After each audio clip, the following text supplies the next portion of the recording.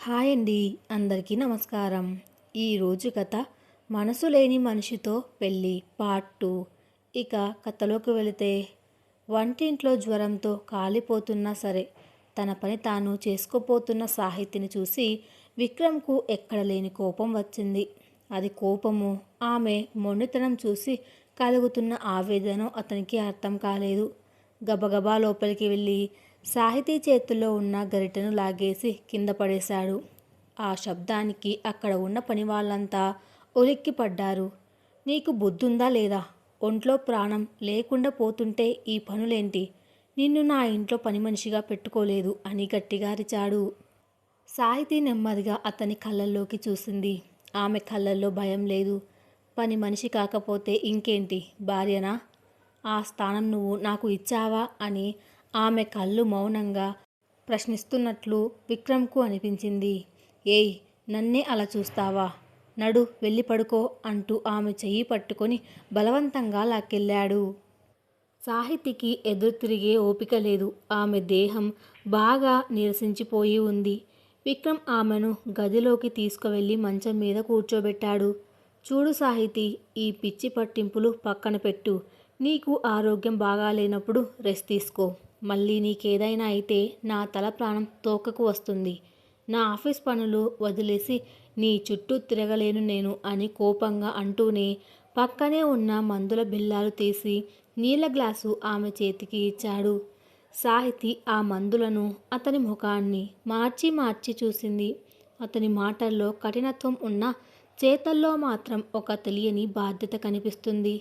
ఆమె మౌనంగా మందులు వేసుకొని పడుకుంది. విక్రమ్ కిటికీ దగ్గర నిలబడి బయటకు చూస్తూ ఉండిపోయాడు. ఆమె నిశ్శబ్దం అతన్ని ఉక్కిరి బిక్కిరి చేస్తుంది. తన ఆస్తి కోసం రాలేదు, తన ప్రేమ కోసం రాలేదు. మరి ఈమె దేనికోసం బతుకుతోంది? ఈ ప్రశ్న విక్రమ్ మెదడును తొలిచేస్తోంది.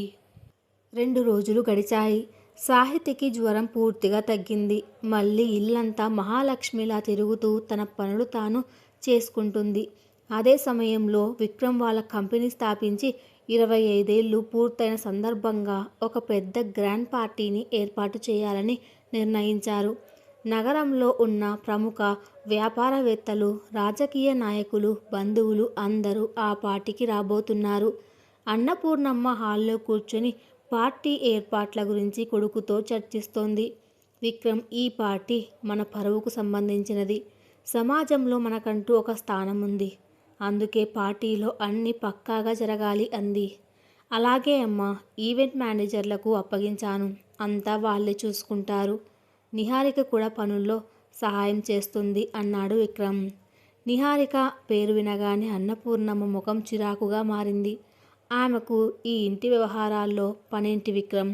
అయినా ఆ రోజు పార్టీలో సాహితి అందరి ముందు మన ఇంటి కోడలిగా నిలబడాలి.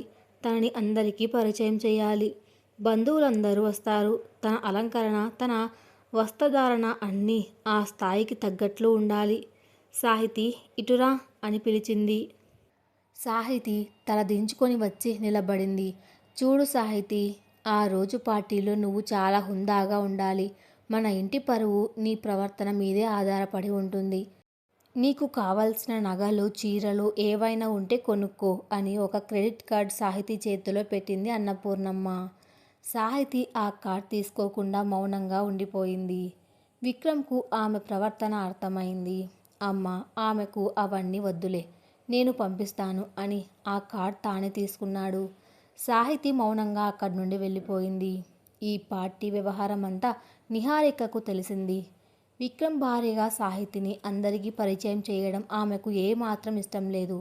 సమాజం ముందు సాహితికి ఒక గౌరవం దక్కితే ఇక విక్రమ్ జీవితం నుండి ఆమెను పంపించడం కష్టమని నిహారికకు అర్థమైంది.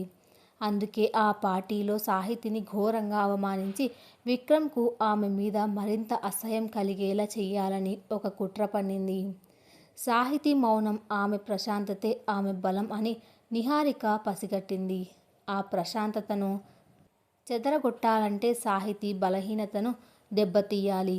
సాహితికి అతిపెద్ద బలహీనత, అదే సమయంలో అతిపెద్ద శత్రువులు ఆమె కన్నవారే. డబ్బు పిచ్చితో కూతురిని అమ్ముకున్న ఆ తల్లిదండ్రులను పార్టీకి రప్పిస్తే వాళ్ళే సాహితీ పరువు తీస్తారని నిహారిక ప్లాన్ వేసింది. వెంటనే రామారావు నెంబర్ సంపాదించి కాల్ చేసింది నిహారిక. హలో రామారావు గారు, నేను విక్రమ్ కంపెనీ నుండి మాట్లాడుతున్నాను. ఎల్లుండి మీ అల్లుడు గారి కంపెనీ సిల్వర్ జూబ్లీ పార్టీ ఉంది. నగరంలోని విఐపీలు అందరూ వస్తున్నారు. విక్రమ్ గారు మిమ్మల్ని, మీ ఆవిడను తప్పకుండా రమ్మని ఆహ్వానించమన్నారు. సాహితీ గారు కూడా మీరు వస్తే చాలా సంతోషిస్తారు అని మాయ మాటలు చెప్పింది. అలాగా అమ్మా, కోటీశ్వరుల పార్టీ అంటే మాటలా? తప్పకుండా వస్తాం. మా అల్లుడు గారు మమ్మల్ని మర్చిపోలేదు అన్నమాట. ఖచ్చితంగా వస్తాం అని మురిసిపోయాడు రామారావు. ఫోన్ పెట్టేసి నిహారిక కుటిలంగా నవ్వింది. సాహితీ, నీ మౌనానికి, నీ పరువుకు ఈ పార్టీలో ఎండ్ కార్డ్ పడబోతుంది. విక్రమ్ ముందే మీ వాళ్ళ డబ్బు దాహమేంటో బయటపడుతుంది. ఆ అవమానంతో నువ్వే ఈ ఇల్లు వదిలి వెళ్ళిపోతావు అని తనలో తాను అనుకొని సంబరపడిపోయింది. పార్టీ రోజు రానే వచ్చింది. 5 స్టార్ హోటల్ కన్నుల పండగగా ముస్తాబయింది. ఎటు చూసినా కోటీశ్వరులు, ఖరీదైన కార్లు, కళ్ళు మిరుమిట్లు గొలిపే అలంకరణ. విక్రమ్ ఒక నల్లటి బ్రాండెడ్ సూట్లో చాలా స్టైలిష్గా ఉన్నాడు. అతనికి స్వాగతం పలుకుతూ నిహారిక ఎప్పుడు అతని పక్కనే ఉంటూ తానే ఆ పార్టీకి ఆతిథ్యం ఇస్తున్నట్లుగా వ్యవహరిస్తోంది. సరిగ్గా అప్పుడే అందరి చూపులు హాల్లోకి వస్తున్న సాహితీ వైపు మళ్ళాయి. అన్నపూర్ణమ్మ స్వయంగా ఎంపిక చేసిన ముదురు ఎరుపు రంగు పట్టుచీర, ఒంటి నిండా వజ్రాల నగలు ధరించి సాహితీ నడిచి వస్తుంటే నిజంగానే ఒక మహారాణిలా ఉంది. ఆమె ముఖంలో ఎలాంటి ఆడంబరం లేదు. ఒక స్వచ్ఛమైన కలశంలా ఉంది. పార్టీలో ఉన్న వాళ్ళంతా ఆమె అందాన్ని, హుందాతనాన్ని చూసి ఆశ్చర్యపోయారు. విక్రమ్ కూడా ఒక్క క్షణం ఆమెను అలా చూస్తూ ఉండిపోయాడు. ఆమె కళ్ళల్లోని మౌనం ఆ అలంకరణకు మరింత అందాన్ని తెచ్చిపెట్టింది.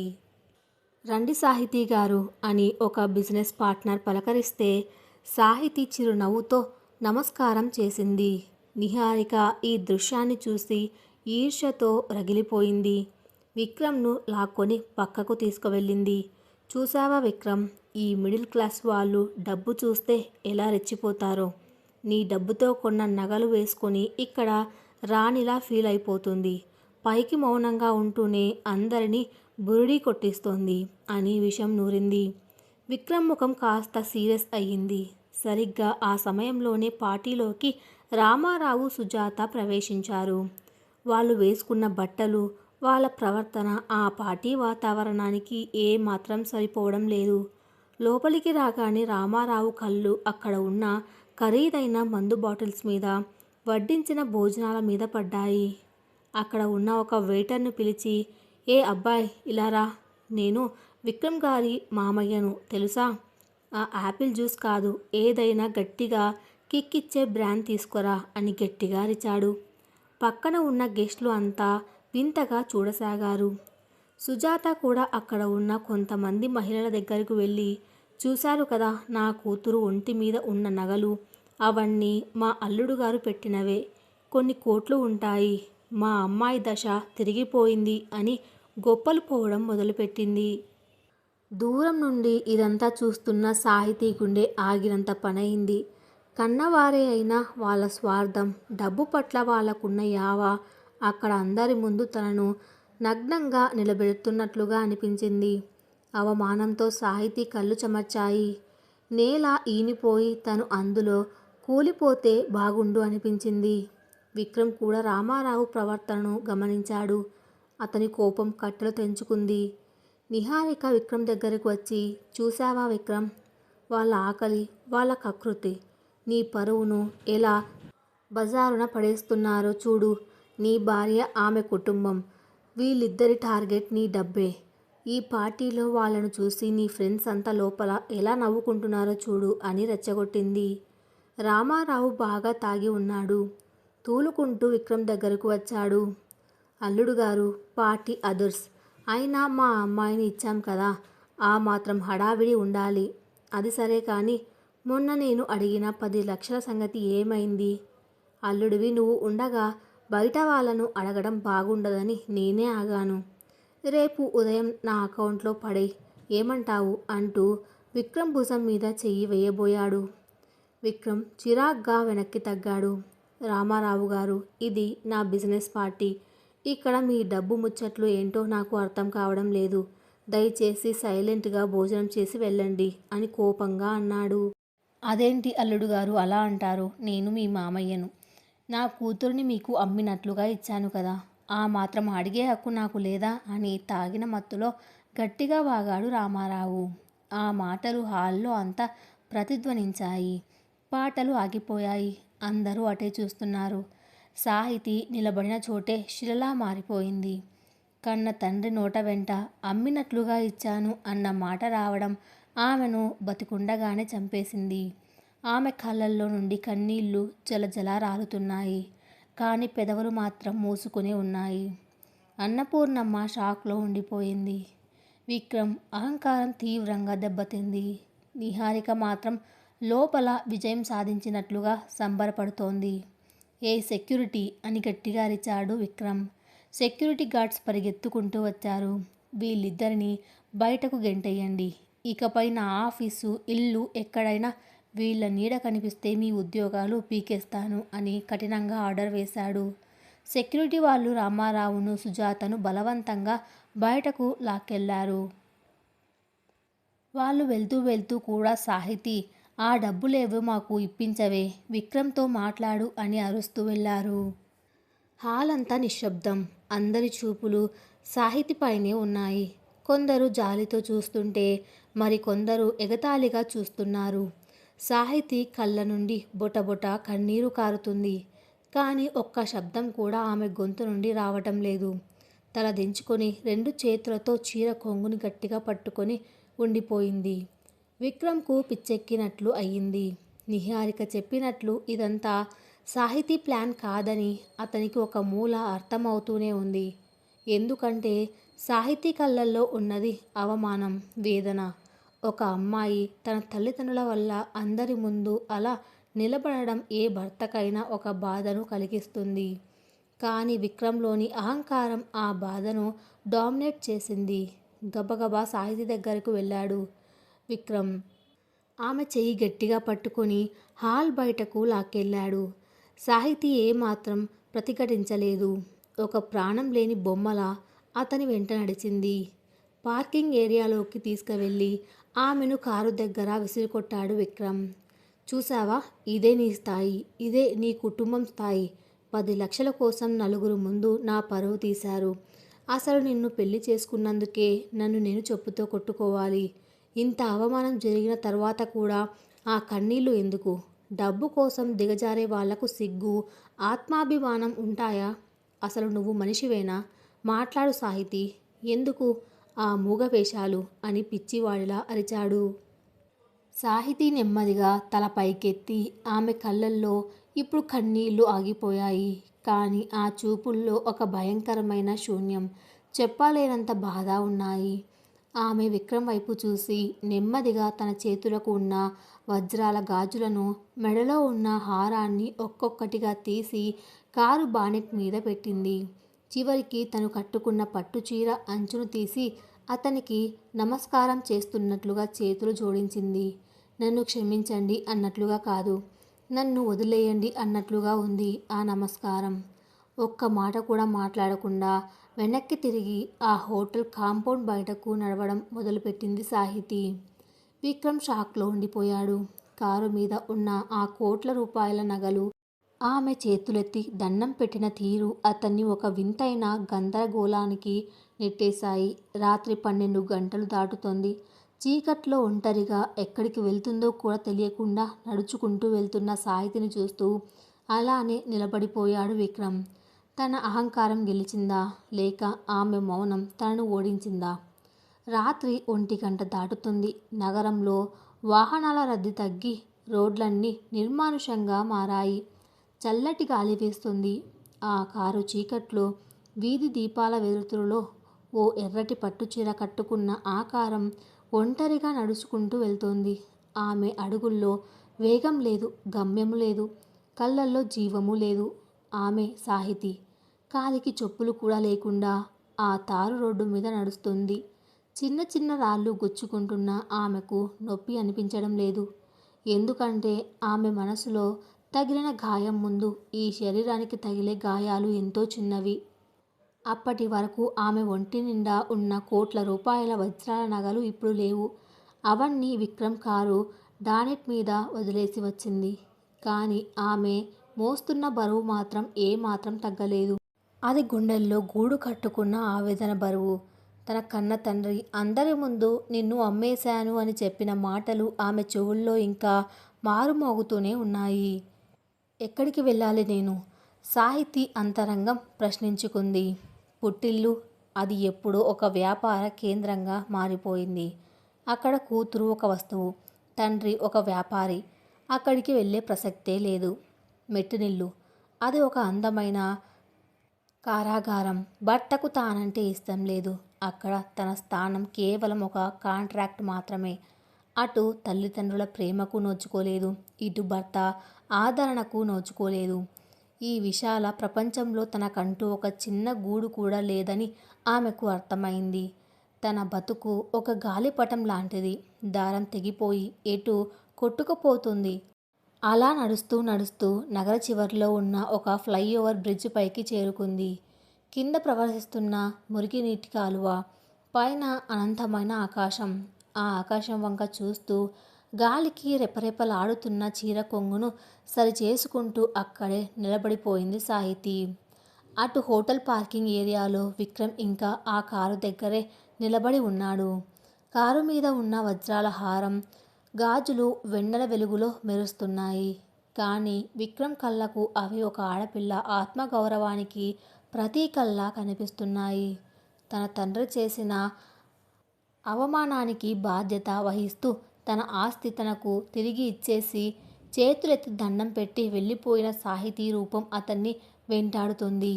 డబ్బు అంటే పడి చచ్చే వాళ్ళల్లో ఈ అమ్మాయి చాలా భిన్నంగా ఉంది. ఆమెకు తన ఆస్తి మీద ఏమాత్రం ఆశ లేదని ఆ క్షణం విక్రమ్కు 100% అర్థమైంది.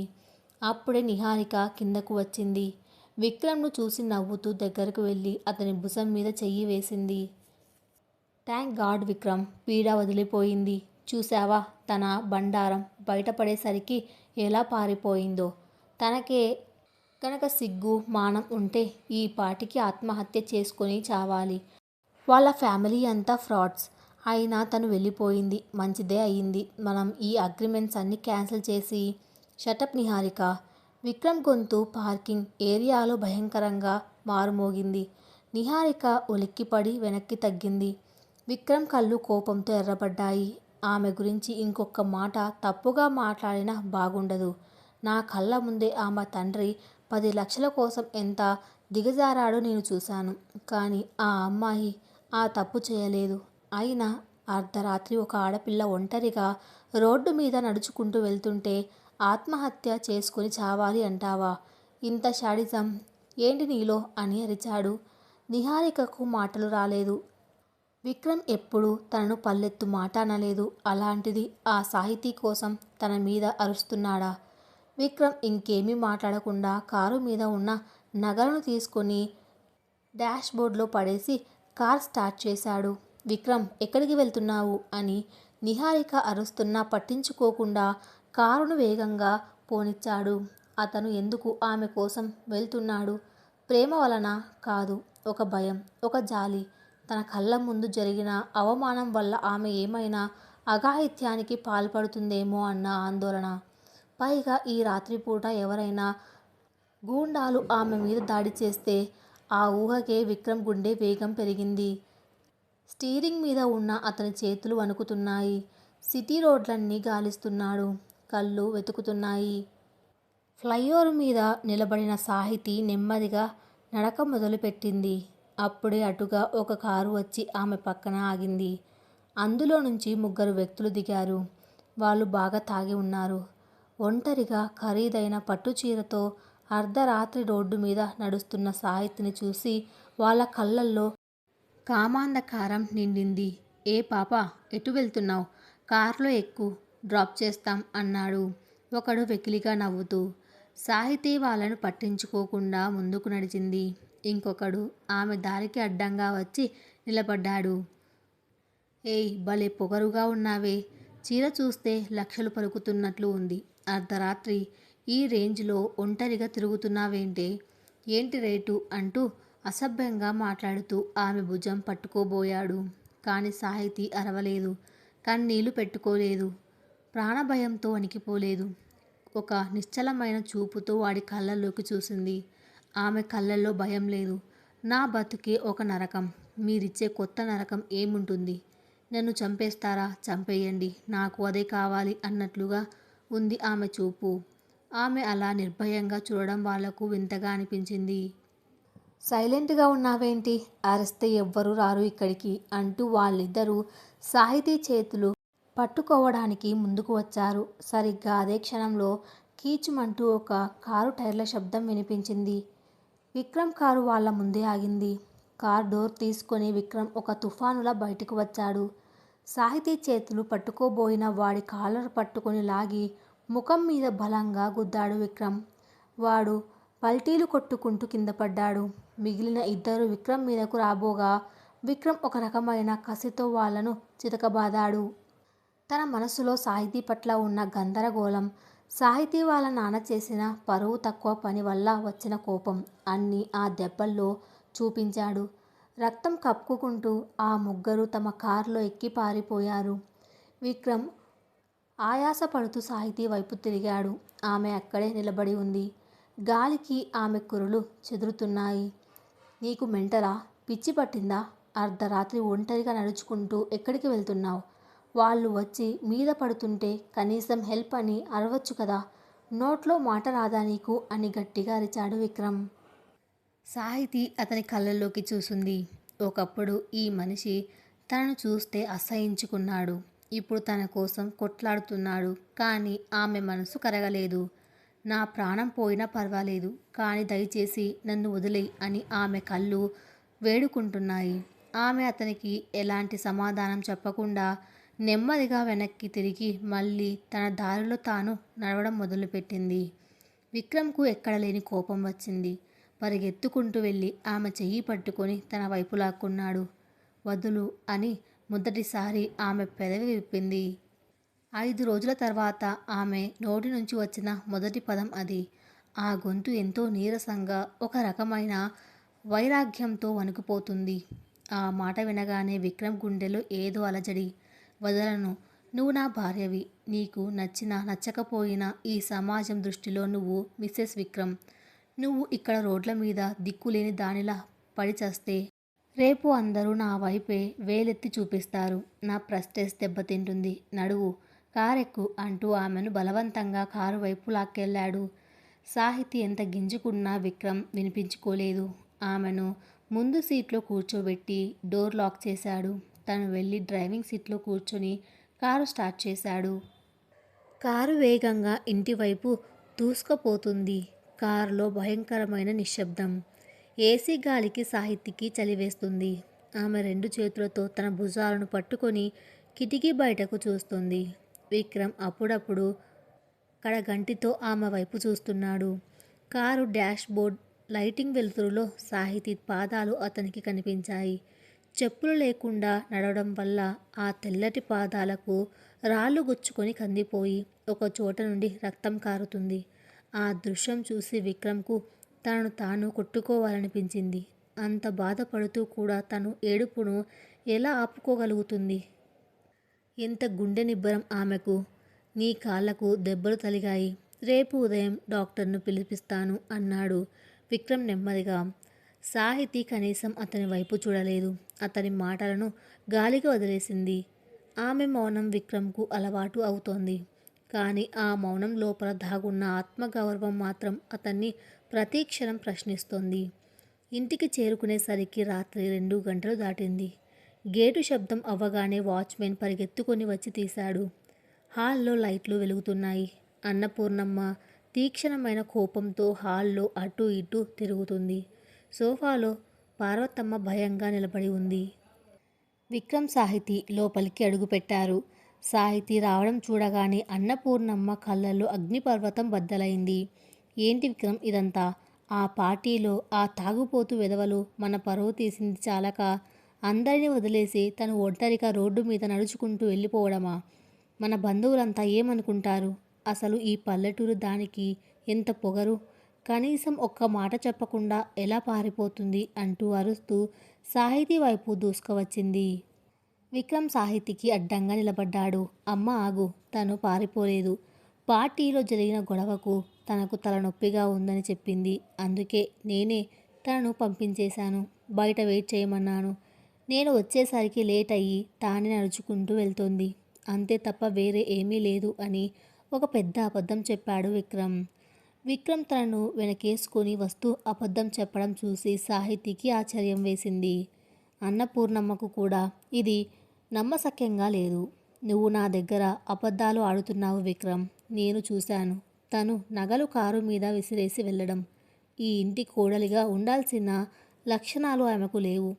రేపే వాళ్ళ నాన్నను పిలిచి ఈ కాంట్రాక్ట్ రద్దు చేద్దాం అని తేల్చి చెప్పింది. విక్రమ్ గట్టిగా నిట్టూర్చాడు. అమ్మా, ఇది నా పర్సనల్ లైఫ్. ఆమె నా భార్య. ఏం చేయాలో నాకు తెలుసు. దయచేసి ఇప్పుడు ఈ టాపిక్ ఇక్కడితో ఆపేయ్. తను చాలా టైట్గా ఉంది అని చెప్పి సాహితీ వైపు తిరిగి పద లోపలికి అన్నాడు. సాహితీ నెమ్మదిగా మెట్లు ఎక్కుతుంటే పార్వతమ్మ ఆమె రక్తం కారుతున్న పాదాలను చూసి కన్నీళ్లు పెట్టుకుంది. గదిలోకి వెళ్ళగానే సాహితీ నేరుగా బాత్రూంలోకి వెళ్ళి కాళ్లను నీళ్లతో కడుక్కుంది. మంటకు ఆమె కళ్ళు మూసుకుంది. బయటకు వచ్చేసరికి విక్రమ్ మంచం మీద ఫస్ట్ ఎయిడ్ కిట్తో సిద్ధంగా ఉన్నాడు. ఇలా వచ్చి కూర్చో, ఆ దెబ్బలకు మందు రాస్తాను అన్నాడు. సాహితీ అతని వైపు ఎలాంటి ఎక్స్ప్రెషన్ లేకుండా చూసింది. అతను పెట్టిన ఫస్ట్ ఎయిడ్ కిట్ను పట్టించుకోకుండా కింద నేల మీద ఒక దుప్పటి వేసుకొని పడుకుంది. కిటికీ వైపు తిరిగి కళ్ళు మూసుకుంది. విక్రమ్కు ఈగో హట్ అయింది. చూడు సాహితీ, నువ్వు ఎందుకు ఇంత పొగరుగా ప్రవర్తిస్తున్నావో నాకు అర్థం కావడం లేదు. నాకేమీ నీ మీద జాలి ప్రేమ ఉండి నిన్ను తీసుకురాలేదు. ఒకవేళ నువ్వు రోడ్డు మీద చచ్చిపోయి ఉంటే రేపు నా మీద కేసులు వస్తాయి. ఆ తలనొప్పులు పడలేకే నిన్ను సేవ్ చేశాను. ఈ ఇంట్లో నిన్ను ఉంచుతున్నది కూడా నా పరువు కోసమే. దాని గురించి నువ్వు స్పెషల్గా ఫీల్ అవ్వాల్సిన అవసరం లేదు అని కోపంగా అన్నాడు. అతను ఎన్ని మాటలు అంటున్నా సాహితీ నుండి ఉలుకు లేదు పలుకు లేదు. ఆమె అలాగే పడుకొని ఉంది. విక్రమ్ కాసేపు ఆమె వైపే చూస్తూ ఉండిపోయాడు. ఆమె పడుకున్న తీరు, ఆ మౌనం అతని మనసును ఏదో చేస్తుంది. తనకు డబ్బు మీద ఆశ లేనప్పుడు కనీసం ఆత్మాభిమానం కోసం అయినా నాతో గొడవ పడొచ్చు కదా. ఎందుకు తన బాధను తనలోనే దాచుకుంటుంది? అదే సమయంలో సాహితీ కళ్ళ నుండి 2 కన్నీటి బిందువులు జారి నేలను తాకాయి. ఎవ్వరికీ కనిపించని ఆ కన్నీళ్లలో ఆమె గతం తాలూకు విషాదం దాగి ఉంది. రేపు తన జీవితం ఏ తీరానికి చేరుతుందో ఆమెకు తెలియదు. కానీ ఒక నిర్ణయం మాత్రం బలంగా తీసుకుంది. ఈ ఇంట్లో కేవలం ఒక పేరుకు మాత్రమే భార్యగా ఉండకూడదు. వీలైతే తన ఆత్మగౌరవాన్ని గెలిపించుకొని ఇక్కడి నుండి శాశ్వతంగా వెళ్ళిపోవాలి. మరుసటి రోజు ఉదయం ఆ రాజభవనంలో ఒక ఊహించని సంఘటన జరుగుతోంది. నిహారిక తన ప్లాన్ ఫెయిల్ అవ్వడంతో రగిలిపోతూ సాహితీ మీద ఒక పెద్ద నింద వేయడానికి సిద్ధమైంది. సాహితీ మీద పడబోయే ఆ కొత్త నింద ఏంటి? విక్రమ్ ఎవరి వైపు నిలబడతాడు? సూర్యుడు ఉదయించాడు. కానీ ఆ ఇంట్లో వెలుగు మాత్రం ప్రశాంతతను తీసుకురాలేదు. సాహితీ తెల్లవారుజామున లేచి కాలిగాయాలు సలుపుతున్నా భరిస్తూ తన నిత్య కృత్యాలను పూర్తి చేసింది. ముఖం కడుక్కొని నుదుట చిన్న కుంకుమ బొట్టు పెట్టుకొని అద్దం ముందు నిలబడింది. అద్దంలో కనిపిస్తున్న తన రూపం తనకే పరాయిగా అనిపించింది. రాత్రి విక్రమ్ తనని రక్షించిన తీరు, అబద్ధం చెప్పి తల్లి నుండి కాపాడిన విధానం ఆమె మెదడులో మెదులుతున్నాయి. కానీ అతని మాటల్లోని కాఠిన్యం ఆ చిన్నపాటి సానుకూలతను చెరిపేసింది. నా పరువు కోసమే నిన్ను తెచ్చాను అన్న అతని మాట ఆమె మనసును ఒక గోడకు కొట్టినట్లుగా అనిపిస్తోంది. కింద హాల్లో వాతావరణం చాలా వేడిగా ఉంది. విక్రమ్ అప్పటికే ఆఫీస్ డ్రెస్లో సిద్ధమై కాఫీ తాగుతున్నాడు. అన్నపూర్ణమ్మ గంభీరంగా సోఫాలో కూర్చొని ఉంది. సరిగ్గా అదే సమయంలో నిహారిక హడావిడిగా లోపలికి ప్రవేశించింది. ఆమె ముఖంలో ఒక రకమైన కపటపు ఆందోళన కనిపిస్తుంది. విక్రమ్ విక్రమ్ పెద్ద అనర్థం జరిగిపోయింది అంటూ అరిచింది నిహారిక. విక్రమ్ కాఫీ కప్పు పక్కన పెట్టి ఏమైంది నిహారిక, అంతలా ఎందుకు అరుస్తున్నావు అని అడిగాడు. నిహారిక సాహితీ వైపు ఒకసారి తీక్షణంగా చూసి ఆ తర్వాత అన్నపూర్ణమ్మ వైపు తిరిగింది. ఆంటీ, నేను చెప్పాను కదా ఈమె చాలా తెలివైనది అని. నిన్న రాత్రి జరిగిన గొడవను అడ్డం పెట్టుకొని ఈమె ఏం చేసిందో తెలుసా? నా డైమండ్ నెక్లెస్ కనిపించడం లేదు. నిన్న పార్టీలో నేను వాష్రూమ్కి వెళ్ళినప్పుడు ఈమె కూడా అక్కడే ఉంది. అప్పుడు నా హారం తీసి పక్కన పెట్టాను. ఆ తర్వాత అది మాయమైపోయింది. ఆ మాట వినగానే హాల్లో ఉన్న వారంతా ఒక్కసారిగా నిశ్శబ్దమైపోయారు. సాహితీ కళ్ళల్లో ఒక్క క్షణం దిగ్భ్రాంతి మెరిసింది. కానీ వెంటనే మళ్ళీ ఆ శూన్యం ఆవహించింది. ఏంటి నువ్వు మాట్లాడుతోంది? సాహితీ నీ హారం దొంగలించిందా? విక్రమ్ గొంతులో నమ్మలేనితనం స్పష్టంగా ఉంది. అవును విక్రమ్, కావాలంటే తన రూమ్ సెర్చ్ చేయించు. తన తండ్రి 10 లక్షల కోసం అంతలా దిగజారిపోయినప్పుడు కోట్ల విలువైన డైమండ్ నెక్లెస్ కోసం ఈమె ఎంతకైనా తెగిస్తుంది. తన నగలను ఎలాగో నువ్వు తీసుకుంటావు కదా, అందుకే నా నగలను దొంగలించి తన కుటుంబానికి ఇవ్వాలని చూస్తుంది అని విషం చిమ్మింది నిహారిక. అన్నపూర్ణమ్మ లేచి నిలబడింది. సాహితీ, ఏంటిది, నిజమేనా అని గర్జించింది. సాహితీ ఏమీ మాట్లాడలేదు. ఆమె మౌనంగా అన్నపూర్ణమ్మ కళ్ళలోకి చూసింది. ఆ చూపులో దొంగతనం చేసిన భయం లేదు. కేవలం నా మీద ఇంకెన్ని నిందలు వేస్తారు అన్న అలసట మాత్రమే ఉంది. చూడు విక్రమ్, ఈమె నోరు విప్పదు. ఆ మౌనమే ఈమెకు అతిపెద్ద ఆయుధం. పార్వతమ్మ, వెళ్ళి తన గదిని వెతకండి అని ఆర్డర్ వేసింది నిహారిక. విక్రమ్కు ఇది నచ్చలేదు. నిహారిక ఇది మరీ అతిగా ఉంది. తను అలాంటిది కాదు. అలాంటిది కాకపోతే నిరూపించుకోమనండి, లేకపోతే నా హారం నాకు కావాలి అని పట్టుబట్టింది నిహారిక. అన్నపూర్ణమ్మ కనుసైగ చేయడంతో పార్వతమ్మ అయిష్టంగానే సాహితీ గదిలోకి వెళ్ళింది. సాహితీ కూడా వెనకాలే వెళ్ళింది. విక్రమ్, నిహారిక, అన్నపూర్ణమ్మ గుమ్మం దగ్గర నిలబడ్డారు. పార్వతమ్మ సాహితీ బీరువా తెరిచింది. అందులో కొన్ని సాధారణమైన చీరలు తప్ప ఏమీ లేవు. కానీ పై ర్యాక్లో ఉన్న ఒక చిన్న గుడ్డ మూటను తీసి విప్పగానే అందరూ నిర్ఘాంతపోయారు. అందులో నిహారిక చెప్పిన డైమండ్ నెక్లెస్ మెరుస్తుంది. నిహారిక ముఖంలో ఒక పైశాచిక ఆనందం వెలిసింది. చూసారా, సాక్ష్యం దొరికిపోయింది. ఇప్పుడేమంటారు? విక్రమ్, నీ భార్య ఒక దొంగ. ఇన్ని కోట్ల ఆస్తి ఉన్న ఇంట్లో ఉంటూ పక్కా ప్లాన్తో దొంగతనం చేసింది. వెంటనే పోలీస్కి ఫోన్ చెయ్యి. విక్రమ్కు భూమి కదిలినట్లు అనిపించింది. సాహితీ ఆ హారం వైపు చూసింది. అది తన బీరువాలోకి ఎలా వచ్చిందో ఆమెకు తెలుసు. నిన్న సాయంత్రం నిహారిక తన గదిలోకి వచ్చినప్పుడు ఏదో సర్దుతున్నట్లు నటించి పెట్టి ఉండాలి. కానీ అది చెప్పడానికి ఆమెకు మాటలు రావు. మాటలు వచ్చినా ఎవ్వరు నమ్ముతారు? విక్రమ్ సాహితీ దగ్గరికి వెళ్ళి ఆమె భుజాలు పట్టుకొని ఊపేశాడు. ఎందుకు సాహితీ, ఎందుకు ఇలా చేశావు? నా పరువు తీయడమే నీ లక్ష్యమా? నీకు ఏం తక్కువ చేశానని దొంగతనం చేశావు? నీ తండ్రి చేసిన అవమానం చాలదా? ఇప్పుడు ఈ నింద కూడా నా మీద వేస్తావా అని ఆవేశంతో అరిచాడు. సాహితీ కళ్ళల్లో నీళ్లు తిరిగాయి. ఆ కన్నీరు భయం వల్ల కాదు, తన భర్త కూడా తనను నమ్మనందుకు కలిగిన వేదన వల్ల. ఆమె తన చేతిని అతని భుజం మీద నుండి వదిలించుకుంది. పక్కనే ఉన్న ఒక పేపర్ పెన్ను తీసుకుని ఏదో రాసింది. ఆ పేపర్ విక్రమ్ చేతికి ఇచ్చింది. అందులో కేవలం 2 మాటలు ఉన్నాయి. నమ్మకం లేని చోట వివరణ అనవసరం. ఆ మాటలు చూసి విక్రమ్కు మరింత మంట పుట్టింది. వివరణ ఇవ్వమంటే తాత్వాలు చెబుతున్నావా? దొంగతనం చేసి మళ్ళీ ఆత్మాభిమానం అని కవరింగ్ ఇస్తున్నావా?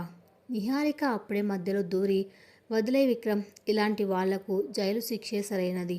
ఆంటీ, మీరు చెప్పండి, ఈమెను ఈ ఇంట్లో ఉంచుదామా? అన్నపూర్ణమ్మ ముఖం కఠినంగా మారింది. లేదు, మన వంశం పరువు తీసే దొంగలు మా ఇంట్లో ఉండకూడదు.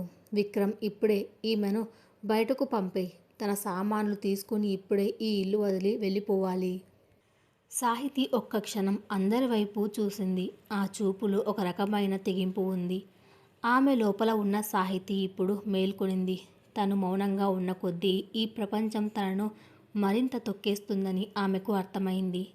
కానీ ఆమె అరవలేదు, కొట్లాడలేదు.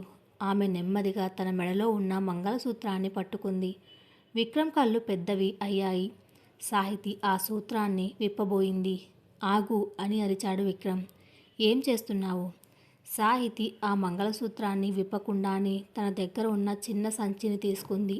అందులో పెళ్లి రోజున తను తెచ్చుకున్న 2 పాత చీరలు, ఒక ఫోటో తప్ప ఏమీ లేవు.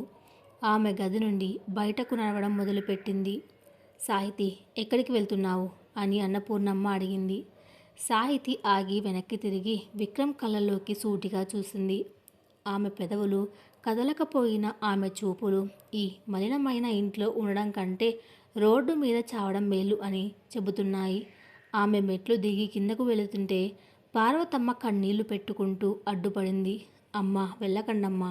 ఎక్కడికి వెళ్తావు? ఈ చలిలో, ఈ ఎండలో? సాహితి పార్వతమ్మ చేతులు పట్టుకొని ఒక్కసారి నొక్కి ధైర్యం చెప్పి గుమ్మం దాటి బయటకు వెళ్ళిపోయింది. సాహితి వెళ్ళిపోయిన తర్వాత హాల్లో ఒక భయంకరమైన నిశ్శబ్దం ఆవరించింది. నిహారిక ఆ హారాన్ని తీసుకుని మురిసిపోయింది. థ్యాంక్ గాడ్, నా హారం దొరికింది. విక్రమ్, పద, ఆఫీస్కి టైం అవుతుంది. విక్రమ్ ఆమె వైపు చూశాడు. నిహారిక ముఖంలో ఉన్న ఆ విజయ గర్వం అతనికి ఎందుకో అసహ్యాన్ని కలిగించింది. ఒక మనిషి సర్వస్వం కోల్పోయి వెళ్ళిపోతుంటే ఈమెకు కేవలం ఒక నగ దొరికినందుకు ఇంత సంతోషమా? అతను గదిలోకి వెళ్ళాడు. సాహితీ వాడిన వస్తువులు అక్కడే ఉన్నాయి. మంచం మీద ఆమె రాసిన ఆ పేపర్ ఇంకా అక్కడే ఉంది. నమ్మకం లేని చోట వివరణ అనవసరం. విక్రమ్ ఆలోచనలో పడ్డాడు. సాహితి దొంగతనం చేయాల్సిన అవసరం ఏముంది? నిన్న రాత్రి అంత ఆస్తిని కారు మీద విసిరేసి వెళ్ళిన ఆత్మగౌరవం ఉన్న అమ్మాయి ఇప్పుడెందుకు దొంగతనం చేస్తుంది? ఒకవేళ తన తండ్రికి ఇవ్వాలనుకుంటే నగలు తన దగ్గరే ఉన్నాయి కదా, వాటిని వదులుకోవాల్సిన పని లేదు. అతను వెంటనే సీసీటీవీ రూమ్కి వెళ్ళాడు. రాత్రి నుండి జరిగిన ఫుటేజ్ ప్లే చేయండి అని సెక్యూరిటీని ఆదేశించాడు. నిహారిక భయంతో వణికిపోయింది. విక్రమ్, ఎందుకు ఇప్పుడు అవన్నీ? తను వెళ్ళిపోయింది కదా, వదిలేయ్. విక్రమ్ ఆమెను పట్టించుకోలేదు. ఫుటేజ్ చూస్తున్నాడు. తెల్లవారుజామున 4 గంటల సమయంలో నిహారిక నక్కి నక్కి సాహితీ గదిలోకి వెళ్ళడం, చేతిలో ఏదో గుడ్డ మూటను పట్టుకుని వెళ్ళడం, ఆ తర్వాత 5 నిమిషాలకు ఖాళీ చేతులతో బయటకు రావడం క్లియర్గా కనిపిస్తుంది. విక్రమ్కు రక్తం మరిగిపోయింది. తను ఎంత తప్పు చేశాడు? ఒక అమాయకురాలిని, తన భార్యను నమ్మకుండా ఈ కుతంత్రాల లేడీ మాటలు విని బయటకు గెంటేశాడు. అతను నిహారిక వైపు తిరిగాడు. అతని కళ్ళల్లో మంటలు కనిపిస్తున్నాయి. నిహారిక, ఇదా నీ సంస్కారం? ఒక ఆడపిల్ల జీవితంతో ఆడుకుంటావా?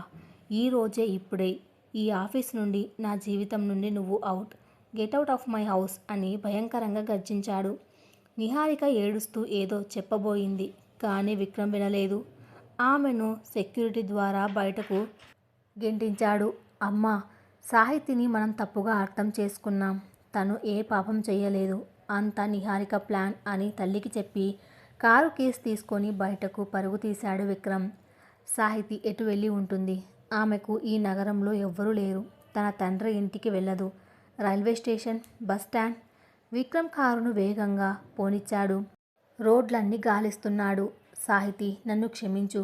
నా అహంకారం నా కళ్ళు మూసేసింది. నీ మౌనం వెనుక ఉన్న సత్యాన్ని నేను చూడలేకపోయాను. దయచేసి ఎక్కడ ఉన్నావో ఒక్కసారి కనిపించు అని మనసులో వేడుకున్నాడు. అతను నగరంలోని ఒక పురాతనమైన పార్క్ దగ్గరకు చేరుకున్నాడు. అక్కడ ఒక చెట్టు కింద సాహితి కూర్చొని ఉండడం చూశాడు. ఆమె ఒడిలో ఒక చిన్న సంచి ఉంది. ఆమె కళ్ళు శూన్యంలోకి చూస్తున్నాయి. విక్రమ్ కారు ఆపి ఆమె దగ్గరకు పరిగెత్తుకెళ్ళాడు. సాహితి అని గట్టిగా పిలిచాడు. సాహితి తల ఎత్తి చూసింది. ఆమె కళ్ళల్లో ఏ భావము లేదు. విక్రమ్ ఆమె ముందు మోకాళ్ళ మీద కూర్చున్నాడు. నన్ను క్షమించు సాహితి. అంతా నిహారిక చేసిన కుట్ర అని నాకు తెలిసింది. సీసీటీవీ చూశాను. నీ మీద నింద వేసి నిన్ను పంపేయాలని తను అలా చేసింది. నేను ఒక మూర్ఖుడిలా నిన్ను నమ్మలేదు. ప్లీజ్ నాతో ఇంటికి వచ్చేయి. సాహితి చిన్నగా నవ్వింది. ఆ నవ్వులో ఒక భయంకరమైన వేదన ఉంది. ఆమె ఒక పేపర్ మీద మళ్ళీ రాసింది. శరీరానికి తగిలిన గాయాలు మందుతో మానుతాయి, కానీ మనసుకు తగిలిన నిందలు ఎప్పటికీ మానవు. మీ ఇంటి కోడలిగా నేను పనికిరాను అని మీ అమ్మగారే చెప్పారు కదా. నన్ను నా దారిన వెళ్ళనివ్వండి. లేదు సాహితి, నువ్వు నా భార్యవి. నీకు జరిగిన అవమానానికి నేను ప్రాయశ్చితం చేసుకుంటాను. నువ్వు లేకుండా ఆ ఇల్లు ఒక శ్మశానంలా ఉంది. దయచేసి నన్ను క్షమించి ఒక్క అవకాశం ఇవ్వు అని విక్రమ్ ఆమె చేతులు పట్టుకున్నాడు. సాహితి అతని చేతులను మెల్లగా విడిపించుకుంది. ఆమె కళ్ళల్లో ఒక నిశ్చయత ఉంది. తను తిరిగి ఆ ఇంటికి వెళ్తే మళ్ళీ అదే అవమానాలు, అదే అనుమానాలు ఎదురవుతాయి. తన మౌనం తనను కాపాడుకోవాలి. సాహితి లేచి నిలబడి తన సంచిని సర్దుకొని ముందుకు నడవబోయింది. విక్రమ్ ఆమెకు అడ్డుగా నిలబడ్డాడు. నువ్వు రాకపోతే నేను ఇక్కడి నుండి కదలను. కావాలంటే ఇక్కడే రోడ్డు మీద కూర్చుంటాను అని మొండిగా అన్నాడు విక్రమ్. ఆ క్షణంలో సాహితికి విక్రమ్లో ఒక కొత్త మనిషి కనిపించాడు. అహంకారం వీడి తన కోసం బ్రతిమలాడుతున్న భర్తను చూసి ఆమె మనసు ఒక్క క్షణం చలించింది. కానీ గతం తాలూకు గాయాలు ఇంకా పచ్చిగానే ఉన్నాయి. సాహితీ మౌనం వీడుతుందా? విక్రమ్ తన తప్పును ఎలా సరిదిద్దుకుంటాడు? సాహితిని తిరిగి ఇంటికి తీసుకువెళ్లడంలో అతను సఫలమవుతాడా? కథ ఇంకా ఉంది. అది నెక్స్ట్ పార్ట్లో కొనసాగించబడుతుంది. Thanks for listening.